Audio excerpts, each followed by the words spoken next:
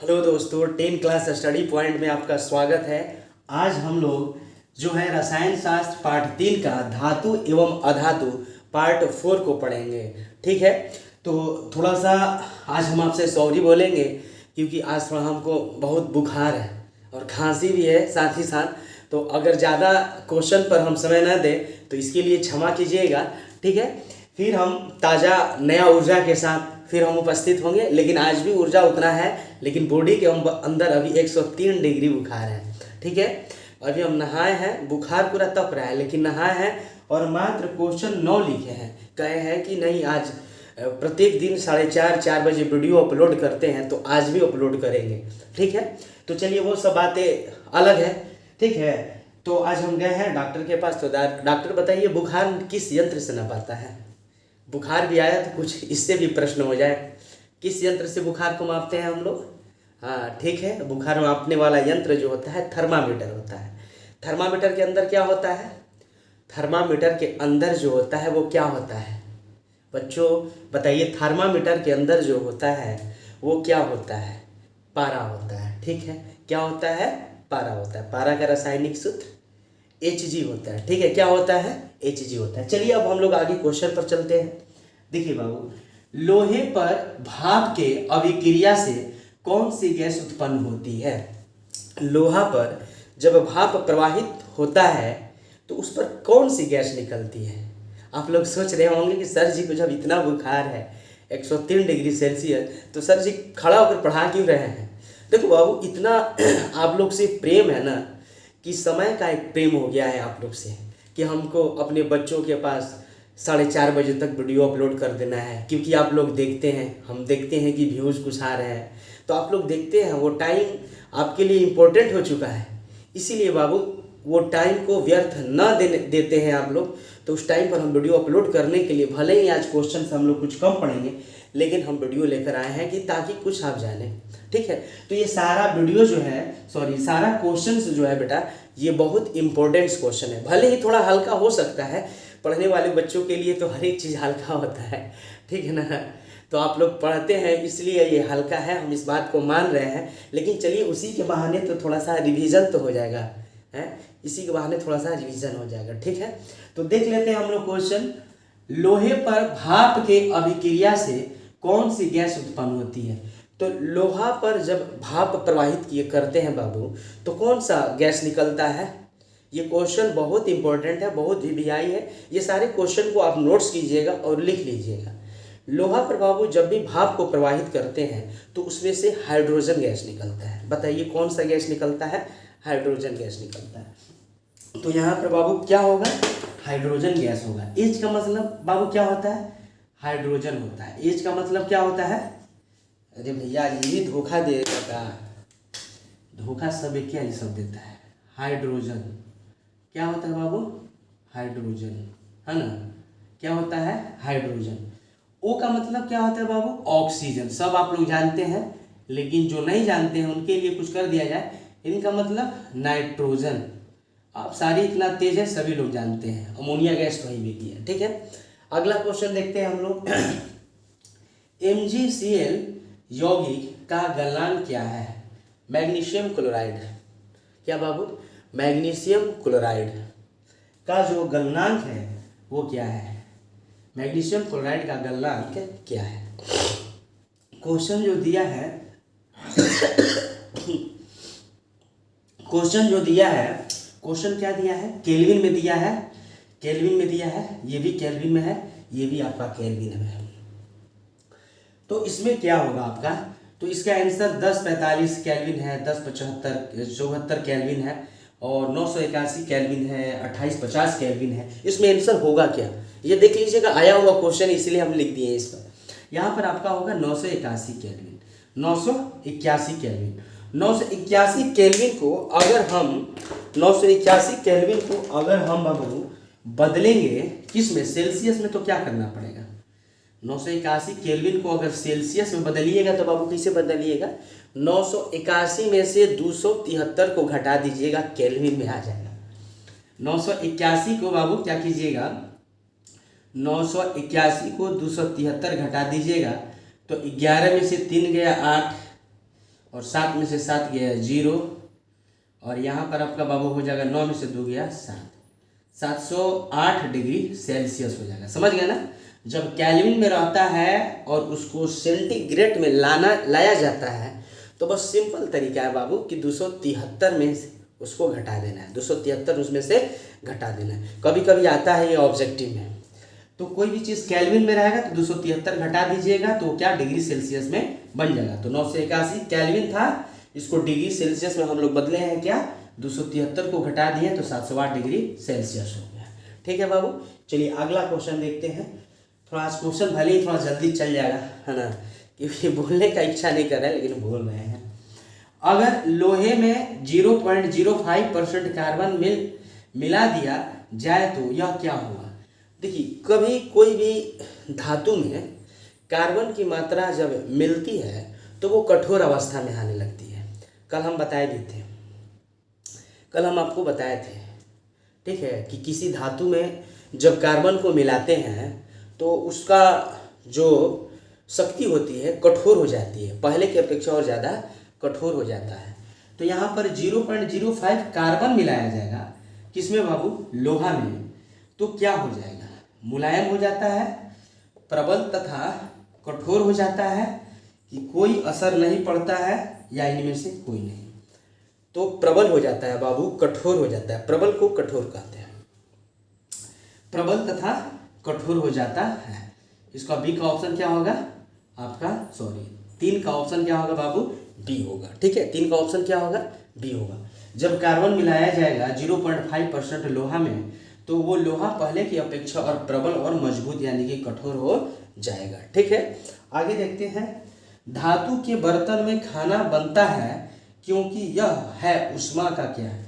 धातु के बर्तन में खाना बनता है, ठीक है, अधातु के तो बर्तन में नहीं बनेगा। धातु के बर्तन में खाना बनता है, मतलब क्यों बनता है धातु के बर्तन में खाना। देखिए, धातु क्या है, विद्युत और उष्मा का सुचालक होता है, और सबसे अच्छा विद्युत और उष्मा का सुचालक जो है वो क्या है, चांदी है। क्या है बाबू, चांदी है। और चांदी को अगर खाना बनाने के लिए प्रयोग किया जाए तो बड़ा जल्दी खाना बन जाएगा। क्या होगा, बड़ा जल्दी खाना बन जाएगा। लेकिन क्यों चांदी के बर्तन में खाना नहीं बनाया जाता है, बताइए क्यों। क्योंकि चांदी इतना महंगा होता है कि लोग उसको घरों में बर्तन के रूप में उपयोग नहीं कर सकते हैं। होता होगा पहले के लोग, पहले के ज़माने में होता होगा चांदी के बर्तनों में खाना को बनाया जाता होगा, ठीक है। लेकिन आज चांदी इतना महंगा है कि चांदी के बर्तनों में खाना नहीं बनाया जाता है, लेकिन बना सकते हैं, उसमें बहुत जल्दी खाना बन जाएगा, ठीक है, क्योंकि वो विद्युत और उष्मा का सबसे अच्छा सुचालक होता है। ठीक है, तो यहाँ पर ऑप्शन है कि धातु के बर्तन में खाना बनता है क्योंकि यह है उष्मा का कुचालक है। कुचालक का मतलब होता है चालक नहीं है, खाना अच्छा नहीं बनेगा। अर्धचालक मतलब होता है थोड़ा थोड़ा, अर्धचालक मतलब है तो थोड़ा थोड़ा, थोड़ा थोड़ा होगा तो बहुत देर लग जाएगा ना, खाना बनने में बहुत देर लग जाएगा, है ना। ये तो अकबर और बीरबल वाला खिचड़ी वाला हो जाएगा कि सुबह से शाम हो गया खाना ही नहीं बना, क्योंकि जो मटका था, आग जल रहा था यहाँ, मटका बहुत ऊपर था, तो खाना कैसे बनता, वही बात हो जाएगी। तो सुचालक होता है, सुचालक का अर्थ होता है वो उष्मा उसमें ज़्यादा प्रवाहित होता है, जल्दी हीट कर देता है, इसीलिए धातु के बर्तनों में खाना बनाया जाता है। तो ऑप्शन में क्या होगा, सी सुचालक। क्या होगा बाबू, सी सुचालक। अयस्क में उपस्थित गैंग को क्या कहते हैं। अयस्क, अयस्क क्या होता है, अयस्क में शुद्ध धातु और अशुद्ध धातु दोनों रहता है। तो शुद्ध और अशुद्ध धातु जो मिला हुआ रहता है तो वह अयस्क कहलाता है। और यहाँ पर अयस्क में से उपस्थित गैंग को, यहाँ क्वेश्चन गलत लिख दिया है, गैंग नहीं होगा। अयस्क में उपस्थित अशुद्ध पदार्थ को क्या कहते हैं, या क्या हो जाएगा, अशुद्ध पदार्थ। बुखार लगा है, उसमें जान नहीं रहे हैं किसे किसे लिखे, हम समझ रहे हैं। अशुद्ध पदार्थ, अशुद्ध पदार्थ क्या बाबू, अशुद्ध पदार्थ है, सुधार लेना होगा। अयस्क में उपस्थित अशुद्ध पदार्थ को क्या कहते हैं। तो जो अशुद्ध पदार्थ होते हैं, अयस्क में अशुद्ध पदार्थ दोनों होते हैं, तो अशुद्ध पदार्थ को गैंग कहते हैं। क्या कहते हैं, गैंग। गैंग को याद कर लीजिएगा, जैसे गुंडा उंडा बदमाश उदमाश का एक अपना गिरोह होता है जिसमें 50-100 व्यक्ति रहते हैं बदमाश या अच्छे लोगों का भी गैंग होता है, ठीक है। तो उसको गैंग से याद कर लेना है। अशुद्ध पदार्थ क्या कहलाता है? अयस्क में उपस्थित अशुद्ध पदार्थ गैंग कहलाता है। धातु से अधातु में इलेक्ट्रॉन का स्थानांतरण क्या कहलाता है? धातु से अधातु में इलेक्ट्रॉन प्रवाहित होता है, तो वो तरीका क्या कहलाता है? तो देखिए, धातु से जब अधातु में इलेक्ट्रॉन प्रवाहित होता है तो आप लोग जानते हैं धातु में धन आयन होता है क्योंकि इलेक्ट्रॉन त्यागने की क्षमता होता है, अधातु में ऋण आयन होता है क्योंकि इलेक्ट्रॉन लेने की क्षमता होता है। तो धातु इलेक्ट्रॉन कब त्यागते हैं? जब उनके बाहरी कक्ष में, धातुओं के बाहरी कक्ष में बाबू 1, 2 और 3 इलेक्ट्रॉन होते हैं, तो अपने सारा इलेक्ट्रॉन को क्या करते हैं, जो बाहरी कक्ष में इलेक्ट्रॉन है उसको त्याग देते हैं। वो त्यागने की जो घटना होती है वो आयन में होती है, इसलिए उसको क्या बोलते हैं? आयनिक यौगिक बोलते हैं। क्या बोलते हैं बाबू? आयनिक यौगिक बोलते हैं। आप लोग से माफ़ कीजिएगा कि आज हम थोड़ा सा धीरे धीरे कोई चीज़ बोल रहे हैं क्योंकि उतना जितना ऊर्जा चाहिए उतना ऊर्जा नहीं है फीवर की वजह से, इसलिए आपको हम थोड़ा सा आराम से आज पढ़ाएंगे, ठीक है। धातु द्वारा त्यागी गई इलेक्ट्रॉन की संख्या को उस धातु तत्व का क्या कहा जाता है? देखिए, धातु द्वारा त्यागी गई इलेक्ट्रॉन, धातु क्या करता है? इलेक्ट्रॉन को त्यागता है। धातु का जो आयनिक जो कॉम्बिनेशन होता है वो अधातुओं के साथ होता है। तो धातु जो है अपना बाहरी कक्ष में जितना इलेक्ट्रॉन है वो देता है किसको? अधातु को। और अपना बाहरी कक्ष में इलेक्ट्रॉन देता है तो वो लेने वाला यानी कि देने वाली जो घटना होती है उस घटना को संयोजकता कहते हैं। है कि धातु द्वारा त्यागी गई इलेक्ट्रॉन की संख्या को उस धातु तत्व का क्या कहा जाता है? यानी कि कोई धातु है और धातु अपना बाहरी कक्ष का इलेक्ट्रॉन त्याग रहा है, तो उस धातु के लिए त्यागा गया उस बाहरी कक्ष में इलेक्ट्रॉनों की संख्या क्या कहलाएगी? तो बाबू वो कहलाता है संयोजकता। ये संयोजकता का हमने परिभाषा ही बता दिया, ठीक है। क्या कहलाता है बाबू? संयोजकता कहलाता है, ठीक है। आगे क्वेश्चन देखेंगे। अधातुएं आवर्त सारणी में किधर पाई जाती है? अधातुएं आवर्त सारणी में, आवर्त सारणी होता है ना,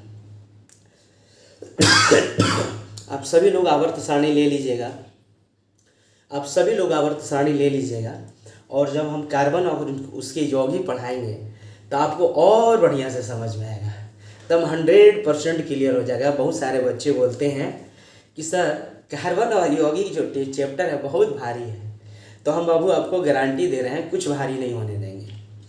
दम आप हमारे नियम से हर एक दिन का वीडियो सुबह शाम अपलोड जो होता है, सुबह में होता है अपलोड 6 बजे के आसपास, 10 मिनट 15 मिनट आगे पीछे, और शाम को 4 बजे के आसपास होता है, 4:30 बजे 4 बजे, तो उसको देखा कीजिए, ठीक है। बहुत बढ़िया लगेगा और अच्छा लगेगा। हमारा गारंटी है कि आप हमारी वीडियो से बहुत बढ़िया परसेंटेज लाने वाले हैं, बहुत बढ़िया परसेंटेज लाने वाले हैं। तो अधात्वीय आवर्त सारणी में किधर पाई जाती है? तो क्वेश्चन है दाईं ओर, बाईं ओर, केंद्र में कोई नहीं, ठीक है। तो आवर्त सारणी जो मान के चलिए इस तरह का होता है, ठीक है, उसमें पूरा होता है इस तरह का पूरा बना होता है, कौन सा तत्व के कहाँ है, उसकी परमाणु संख्या कितनी होती है, तो वो बाईं तरफ पाया जाता है। अधातु किधर पाया जाता है? अधातु किधर पाया जाता है? दाईं ओर पाया जाता है। अधातु बाबू किधर पाया जाता है? तो दाईं ओर पाया जाता है। बताइए अधातु किधर पाया जाता है? दाईं ओर। और धातु अगर क्वेश्चन में आ जाएगा आवर्त सारणी में धातु किधर पाया जाता है, तो उसको कर लेना है बाईं ओर। तो याद हो गया दोनों? याद हो गया तो बोलिए हाँ सर याद हो गया, कमेंट में कीजिए कि सर जी 8 क्वेश्चन का हमें याद हो गया। हाँ 8 क्वेश्चन लिखकर हाँ लिख लीजिए, हाँ याद हो गया। कहेगा आवर्त सारणी में अधातु किधर पाया जाता है? तो दाईं ओर पाया जाता है। अगर आ जाएगा आवर्त सारणी में, ठीक है, आवर्त सारणी में किधर, क्या कर रहा है बोलने को इजी नहीं कर रहा है, देखिए आधुनिक आवर्त सारणी में किधर पाई जाती है? आधुनिक आवर्त सारणी में बेटा यहाँ पर धातु अधातु छोड़ गए, अधातु, अच्छा अधातुएं, वही ना कहते दिमाग काम नहीं कर रहा है। अधात्वीय आवर्त सारणी में किधर पाई जाती है? तो दाईं ओर पाई जाती है। और धातुएं आवर्त सारणी में किधर पाई जाती है? तो बाईं ओर पाई जाती है। आपका दिमाग काम करता होगा, मेरा दिमाग आज काम नहीं कर रहा है, इसके लिए माफ कीजिएगा। ठीक है, मैग्नेटाइट और हेमेटाइट किस धातु का अयस्क है? मैग्नेटाइट और हेमेटाइट किस धातु का अयस्क है? तो वो बाबू आपका मैग्नेटाइट और हेमेटाइट है, यह अयस्क जो है लोहा का है। ठीक है, इतना आप लोग 9 क्वेश्चन को देखें। अगर इसमें कोई दिक्कत समस्या होगा तो कमेंट में लिखिएगा, हम उसको फिर से बताने का प्रयास करेंगे। आपने मेरे वीडियो को अंत तक देखा, इसके लिए बहुत बहुत धन्यवाद।